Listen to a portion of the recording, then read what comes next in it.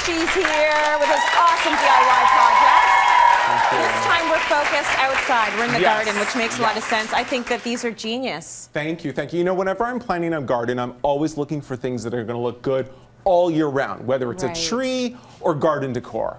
And you know, whenever I go to public gardens or spaces, I always see these beautiful spheres that are big and round, and I always wanted to make one for myself, so I was able to actually make this one for like less than $50. That is so, it's beautiful. I love it. What a gorgeous garden decor, and also the trellis. The trellis. I always loved trellises, and I wanted to make something a little bit different this time.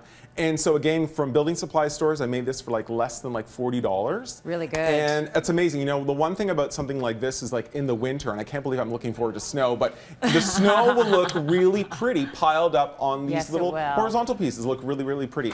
And you know what, I must say, I love shiny things in a garden. Yeah, me too. It's completely different than greenery and everything natural. It adds a little bit of bling. It does. It's very contemporary looking. I like shiny things everywhere. Like just on my finger, in the garden, whatever. Exactly. Let's take a look at how this globe looks. We actually have a picture of it in your garden. In my garden. And you can see that juxtaposition between nature and this beautiful shiny orb. And then the trellis as well, which at some point, you know, your vines and your plants will grow up it. It will. I won't let them. But I still like the way it looks just like that. It'll look, it's just nice to look at something different in the garden. Yeah, it is. Okay, well, let's make it now. Yes, definitely. So super low budget, DIY, which is what our viewers absolutely love. You want to start with the globe? Yes, the globe. So the first thing you're going to need is you're going to need these sheet metal cleats, and they come 5 feet long and about 1.5 inches wide. Okay. And the good thing about these things is they're easy, well, relatively easy to bend. Yeah. And what I did is I actually used my winter tires and I wrapped it around it to make 2 semicircles. That's smart.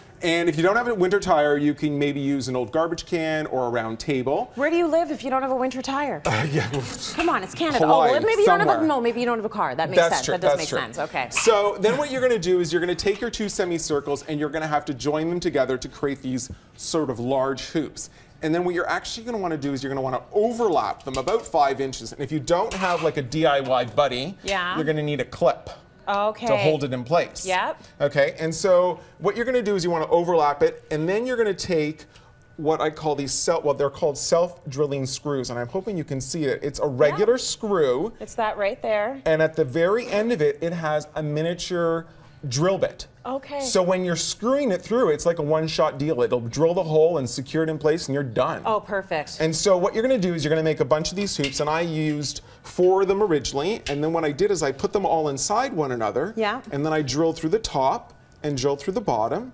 And then you're going to do one more hoop, like what I call the belt, and you're going to place it around the sides on the widest part, and you're going to go around and just drill it all together. And that's really how it's all going to hold in place. That's going to hold it all together. Did you have to make the circles and the inner circles a little bit smaller or not too much? I did make them. Good point. Thank you very much. I actually made them about 1/8 of an inch smaller, and that way when you're putting them in together, it'll all fit. Yeah. Okay, perfect. I love that. Now the next one is this trellis. Again, this is all from the building supply store. Yes. And I must tell you, Tracy, every time I go to a building supply store, I wish there was a section for just DIY, because I always have to take like leftover items from another department and try and rework them. Right. So hopefully one day there'll just be a section for me to go to and I'll have find everything. It's going to happen, and it's going to be called Antonio section. Thank you. Thank you. So then you'll just go to Antonio section to find all the supplies. All the supplies. It's all on our website as well. Like you put all of the instructions there. That's cityline.ca, just so you know. This is an aluminum U-channel, and what I love about this item is that it actually comes with this sort of textured pattern that has like these little dimples. I love that too. And easy to cut, and you can see here I've snipped it.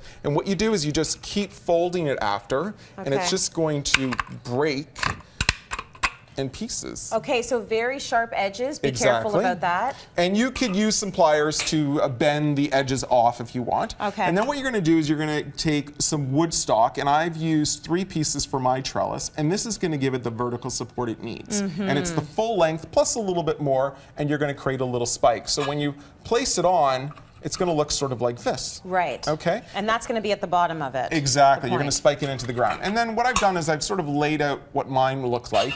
And you sort of lay out 3 vertical pieces. And the wood is going to be on the inside of these. Yeah. Okay? And then what you're going to do is you're going to take your horizontal pieces. Again, you're going to cut them. And you're just going to lay them like so. Right. Okay?